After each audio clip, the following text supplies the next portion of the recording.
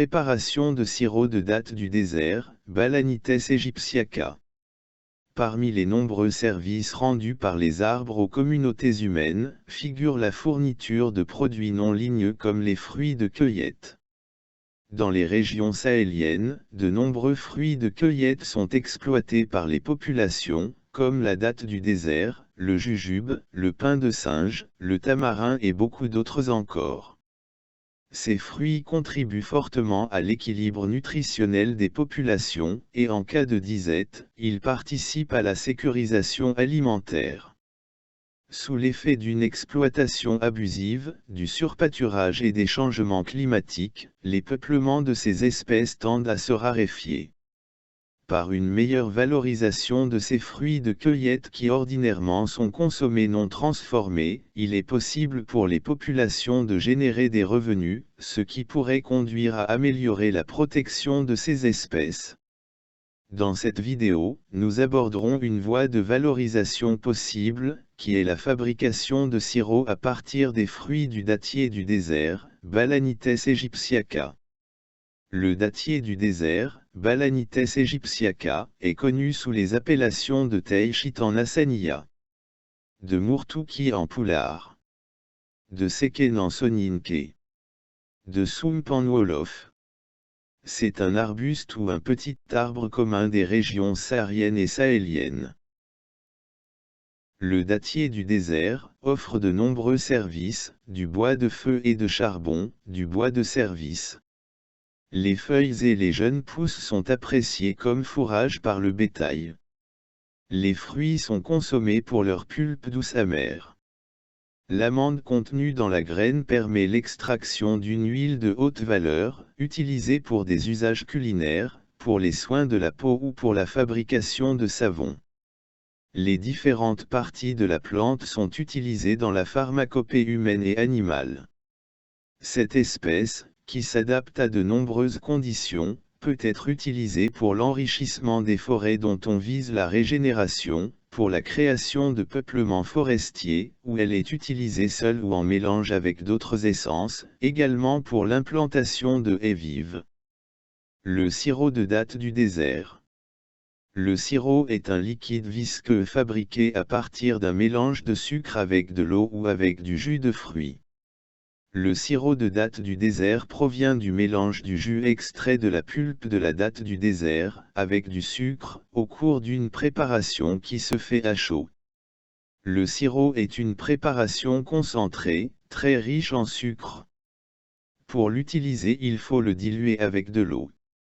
Selon le goût de l'utilisateur, la dilution peut être d'un volume de sirop pour 6 à 8 volumes d'eau, le tout étant bien mélangé. Le sirop de datte du désert permet de fabriquer une boisson rafraîchissante, certains lui prêtent des vertus médicinales, notamment contre le ballonnement du ventre. La récolte des dattes du désert. Pour fabriquer du sirop de datte du désert, les fruits verts ne conviennent pas, il faut disposer de fruits bien mûrs, dont la coloration extérieure a viré au jaune-beige. En Mauritanie, la plupart des dattes du désert arrivent à maturité au cours des mois de décembre et janvier. Les fruits arrivés à maturité tombent sur le sol, et il faut se dépêcher de les ramasser car les petits ruminants en sont très friands. Il est également possible de récolter les fruits par cueillette sur l'arbre, à la main, ou en les faisant tomber par gaulage, à l'aide d'une perche. Comment fabriquer du sirop de datte du désert ? Pour fabriquer du sirop de datte du désert, il faut réunir le matériel et les ingrédients nécessaires. Cela comprend 2 ou 3 bassines, un foyer et du combustible, une grande marmite, une louche, un écumoire, une grande cuillère en bois, une cuillère à café, une passoire, un verre doseur, du sucre, du citron, des bouteilles avec bouchon. Il faut également une source d'eau potable. Deuxième étape, trempage des fruits. Cette étape va conduire à faire tremper les fruits en vue d'obtenir le jus de pulpe de datte du désert. Pour cela, les fruits entiers sont immergés dans une bassine d'eau potable jusqu'à dissolution de la pulpe. Les proportions sont de 5 kg de fruits que l'on fait tremper dans 15 litres d'eau potable. Généralement, les fruits sont laissés à tremper toute la nuit, jusqu'au lendemain. Un malaxage de temps en temps de la masse facilite le détachement de la pulpe accrochée au noyau. Troisième étape, filtration et décantation du jus. Après le trempage des fruits et la dissolution de la pulpe dans l'eau, il est réalisé une filtration du liquide obtenu, à l'aide d'une passoire fine. Le liquide récupéré est laissé à décanter quelques heures, pour qu'il se clarifie, par précipitation des impuretés dans le fond du récipient.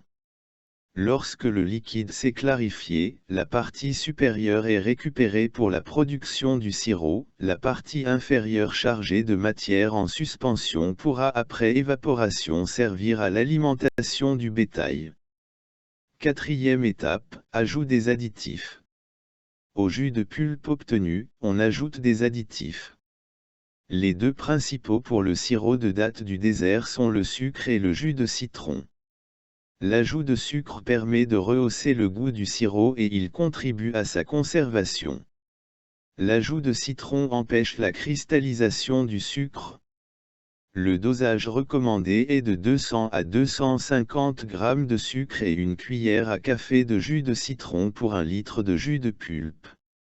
Le sucre et l'acidifiant peuvent être utilisés facultativement ou obligatoirement, selon les souhaits des consommateurs. Par exemple, les diabétiques souhaiteront un sirop pauvre en sucre ajouté. Cinquième étape, concentration du sirop.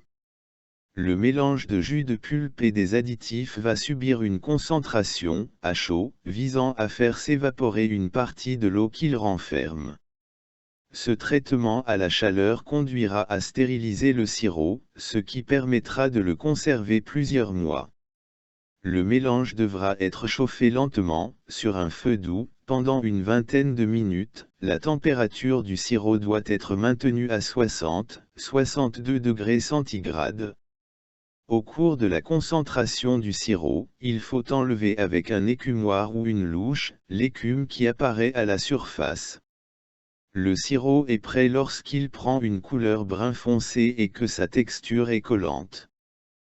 Sixième étape, conditionnement et conservation du sirop. Le sirop obtenu est conditionné chaud, dans des bouteilles en plastique.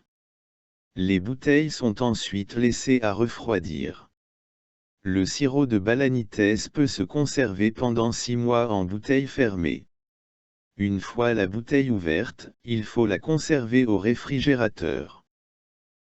Cette vidéo a été réalisée dans le cadre du programme de coopération entre la République islamique de Mauritanie et l'Union européenne, pour le renforcement institutionnel en Mauritanie vers la résilience agricole et pastorale, le RIMRAP, et en particulier sa composante recherche et formation, soutenue financièrement par la GIZ et mise en œuvre par AFC.